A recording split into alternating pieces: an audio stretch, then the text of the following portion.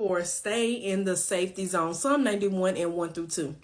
He that dwelleth in the secret place of the Most High shall abide under the shadow of the Almighty. I will say of the Lord, He is my refuge and my fortress, my God, in Him will I trust. Regardless of the dangers that come your way, you can find safety in Him if you choose to dwell in the secret place. There is no other place to be than to be in the safety of God. He will keep you from all dangers, seen and unseen. So it's very important that you stay in the will of God, that you stay in the safety zone of God. If you look at the story of Jonah, you will see how he stepped out of the safety zone. God sent him to Nineveh to let the people know about their sins. And instead of him doing what he was supposed to, he boarded a ship. Things began to happen and the people were wondering what is going on. They finally realized Jonah was the problem. He disobeyed God, and because of his disobedience, he was swallowed by a fish. He stepped out of the safety zone. What if God would have caused that fish to kill him because he disobeyed? But God's grace and His mercy didn't allow it. It is better to obey than to disobey God. If you step out of the safety zone of God, how can He protect you? Let's look at Mark 13 and 5. And Jesus answering them began to say, take heed lest any man deceive you.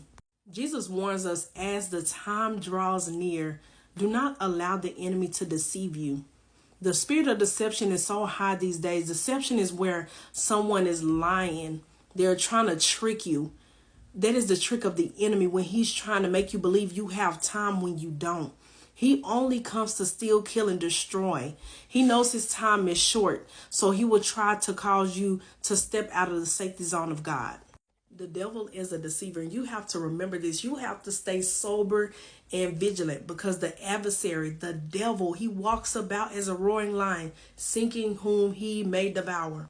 Take heed to the things that God says, because He doesn't say anything just because it feels good coming out, but warning comes before destruction.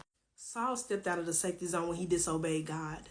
Esau, when he sold his birthright, he stepped out of the safety zone of God. Solomon, when he turned away from God and he wasn't fully committed to God, he stepped out of the safety zone of God. Do not fall for it. You have to remember that we're nothing without God. We cannot go throughout this life without Him. You can have a physical weapon, but that physical weapon will not destroy Satan. You have to be spiritually armed and ready for the battle with the enemy. Do not step over that safety zone. Do not step over that line, because you may not have a chance to come back.